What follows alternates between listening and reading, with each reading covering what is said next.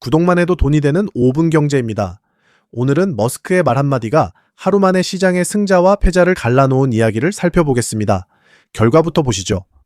어제 엔비디아는 3.43% 급등했습니다. 그런데 같은 날 매출이 50%나 늘었다고 발표한 AMD는 오히려 7.04% 폭락했습니다. 통신사와 기지국 회사들은 실적 발표도 없었는데 무더기로 무너졌고, 정작 이 모든 소동의 진원지였던 스페이스X는 13.61%나 떨어졌습니다. 좋은 실적이 벌을 받고 아무 잘못 없는 회사가 얻어맞은 하루, 무슨 일이 있었는지 하나씩 풀어보겠습니다. 먼저 지수입니다. 다우는 0.49% 올라 5거래일 연속 상승하며 사상 최고치를 새로 썼습니다. 반면 나스닥은 0.83%, S&P 500은 0.17% 내렸고, 필라델피아 반도체 지수는 1.4% 하락했습니다. 지수 방향이 완전히 갈린 겁니다. 핵심은 머스크였습니다.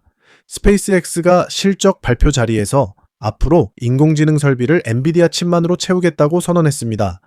이 한마디에 엔비디아는 날아올랐고, 경쟁사인 AMD는 실적이 좋았음에도 무너졌습니다. 이미 시장의 기대치가 너무 높이 올라가 있었던 탓이죠. 두 번째 발언이 더 셌습니다. 스타링크 가입자가 1200만 명을 넘었다고 밝히면서 위성과 지상 설비를 묶어 기존 통신사를 대체하는 서비스를 내놓겠다고 예고한 겁니다. 그러자 AT&T, 버라이즌, T모바일이 일제히 하락했고, 타격은 기지국 회사들이 더 크게 받았습니다.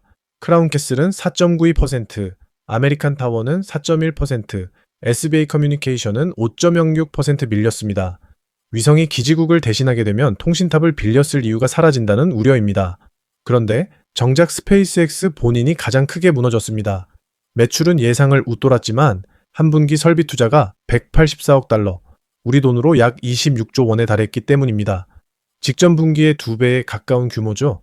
돈을 받는 쪽인 엔비디아는 웃고 돈을 쓰는 쪽은 현금이 마른다는 걱정을 사는 인공지능 투자 사이클의 명암이 하루에 그대로 드러났습니다. 여기에 빅테크 악재가 하나 더 겹쳤습니다. 알파벳은 4.09% 급락했는데요. 27년간 구글에 몸담은 최고 과학자 제프 딘이 퇴사해 창업에 나서고 핵심 인력들도 함께 옮겨간다는 소식 때문이었습니다. 알파벳이 그 회사의 투자자로 참여하긴 하지만 인재가 계속 빠져나간다는 사실 자체가 불안 요인으로 읽힌 겁니다. 여기서 짚고 넘어갈 구조 변화가 하나 있습니다. 요즘 미국 증시는 장마감 직전에 유난히 크게 출렁이는데 범위는 옵션입니다. 2차 분기 미국 옵션 시장 하루 평균 거래량은 약 7,280만 계약으로 1년 전보다 19% 늘어 사상 최고를 기록했습니다.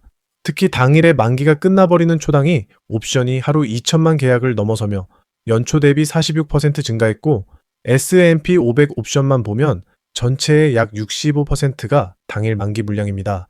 쉽게 말해 예전엔 한 달에 한 번 돌아오던 옵션 만기가 이제는 거의 매일 돌아오는 구조가 됐다는 뜻입니다. 옵션을 팔아준 증권사들이 위험을 줄이기 위해 실제 주식을 사고 파는 규모가 커지면서 뉴스는 방가쇠일 뿐이고 증폭장치는 옵션이 되는 상황입니다. 어제 마이크론이 장중 3% 넘게 올랐다가 마감 직전 보합으로 밀린 것도 같은 이유입니다. 경제 지표도 짚어보겠습니다.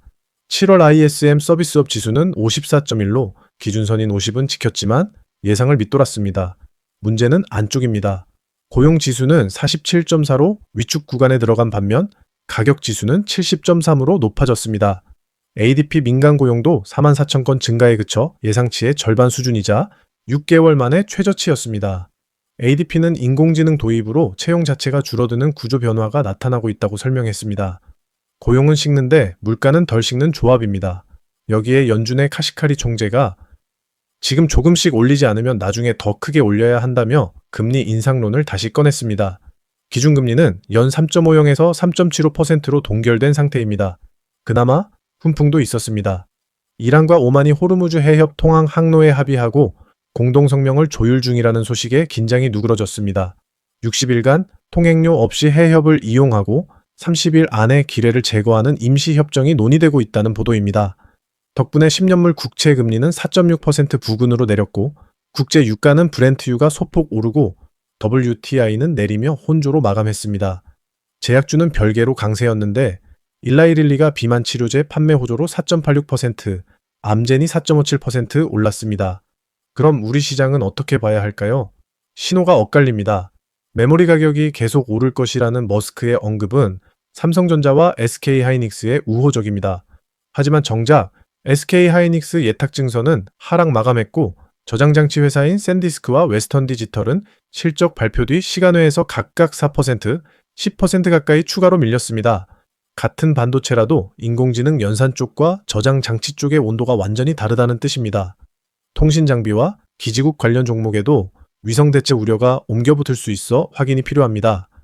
리스크는 두 가지입니다. 첫째, 옵션 만기가 사실상 매일 돌아오는 구조라 특별한 악재 없이도 장막판에 주가가 크게 흔들릴 수 있습니다.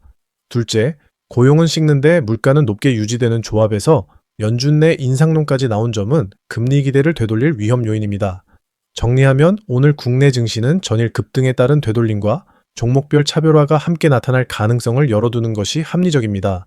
지수 방향을 한 번에 단정하기보다 장 초반 급등 구간을 추격하기보다는 눌림을 확인한 뒤 나눠서 접근하는 편이 위험 관리에 무난해 보입니다. 오늘도 좋은 투자 되시길 바랍니다.